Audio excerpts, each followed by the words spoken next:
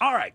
I'll tell you who else has protocols, and that's the Atlanta Hawks. Protocols on what they're going to do moving towards the trade deadline.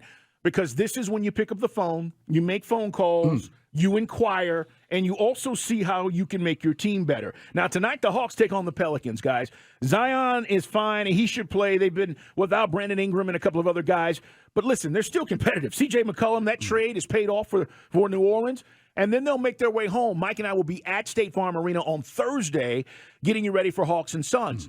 By the time the game rolls around, okay, we're going to know what this team looks like. And if nothing has changed, and by the way, I have a feeling that nothing may change, Mike. The great big nothing. Well, it's kind of upsetting me because I keep saying if you think we're a real contender, then you're trying to make this team better, and you're just not going to stay the course. If we stay the course, what makes you believe that we'll be a better than a 500 team? With that said, I want you to hear some of the things Landry Fields said today because this is the general manager, Mike. This is the guy calling the shots. The numero uno honcho, the big cheese, top dog.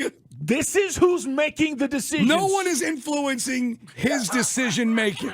He alone sits behind that desk and makes the call. All right, here's what he said to our morning show. Landry Fields talking about, I have to take calls.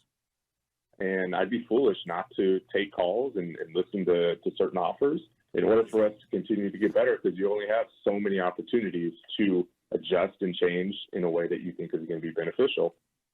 All right, so you got to take phone calls. And Chris was just telling me he still thinks Zion is out tonight. He's dealing with that hamstring. Hamstrings are tricky. But either way, this is a winnable game, and that's my point. With or without the injuries, you should be heading back, feeling good about the road trip. This is one you're supposed to get. The Nuggets game you didn't feel as good about. But as far as the general manager, Landry Fields, okay, so you have to take calls. But then what are you doing?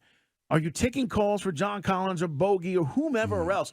There's only two untradeable guys right now, right, Mike? Yeah, it's DeJounte and Trey. That's it. Everybody else is negotiable. Now, if I'm going to, but here's the thing, though. Here's where it gets interesting. Let me just play devil's advocate. Okay. And I'm not comfortable in this role, but bear with me.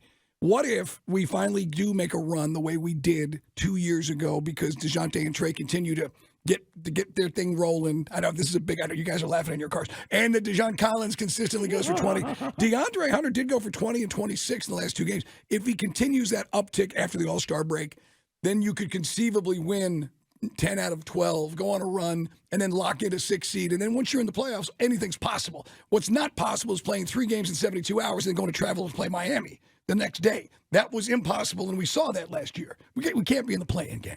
But I'm saying, once we're in the tournament, if you don't monkey around with anything and we get on a run, I mean, and maybe sometimes the best move is standing pat. It's just at this point, John Collins has been traded so many times in virtual trades and rumors, it seems like it's almost silly, doesn't it? It does, but I want to understand what you're saying. You're saying we're going to get in, we're going to play better than we've played, and I'm supposed to believe that all of a sudden now we get stops and we play better defense. Yes. And wait, hold on. And let me understand. And DeAndre Hunter becomes this complete player that we've been dreaming about. Right. And hold on. DeJounte and Trey all of a sudden become a duo that everybody respects and admires around the NBA. That's a lot, Mike. And then and Coach stops doing stupid substitutions, and Trey plays every day. Keep going.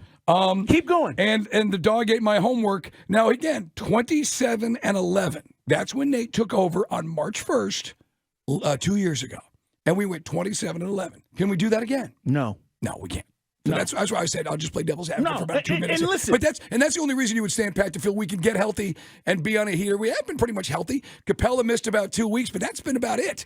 And with all that said, we're a 500 team. If you're the general manager and you went down the list, Mike just went down and said, here's all the positive things that are going to happen over the next 30 games, you'd be fooling yourself. Right. Landry Fields, don't fool yourself. The reason why we can't go on that run, here's the deal. I'm sorry, it just amuses me.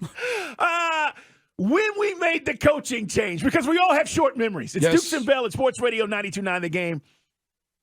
We needed new energy. We got it. That doesn't happen again. Right. That doesn't happen again.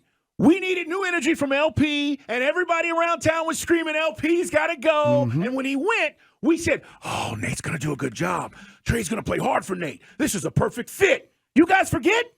That's what happened. Right. And all of a sudden, then we go on a run because, this is a perfect fit. It was new energy. There is no new energy right now. You got a coach that has got a foot out the door, okay? This is what's going on. So the idea that I am supposed to believe, and guys, I hope they prove me wrong. I hope they do.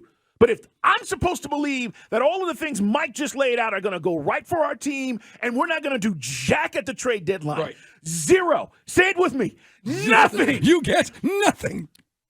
How am I supposed to believe that we're going to make a deep run? Right.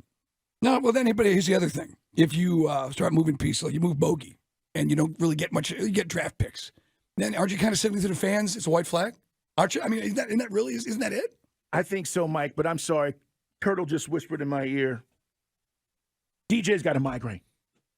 He's questionable for that. Okay. Well, look, I've never had one. I can't, and I know people have. I've It's had misery. I had one, Yeah. and I missed a day. Yeah, so I won't poop on that. I can't speak to it because I know people. Because every time I have, people go, "Well, you never had one," which I haven't, so I can't speak to it. One. and people And that it have, and it crushed me. And I know you had one, and you were knocked out of the box for like almost 36 hours. I was done. Like the night before, I was like, what is the deal? Couldn't sleep.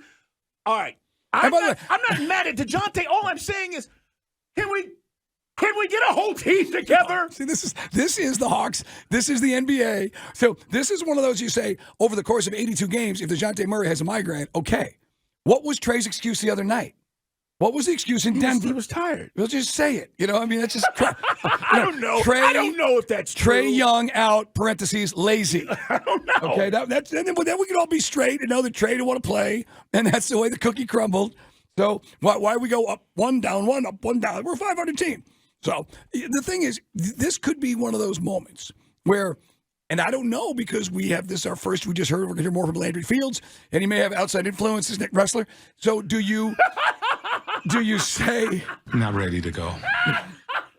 that I mean, do you have the wherewithal to tweak this thing and project it upwards, onwards, and upwards? And that's where, when you look at this, everybody's alive because of the playing games. A lot of teams want to get something. Yeah. And the money doesn't really work. The only way we do something big is for Tony Wrestler to pay the luxury tax. And that's not going to happen from what I'm reading. What do you guys think? Countdown's on. General manager says they're taking calls.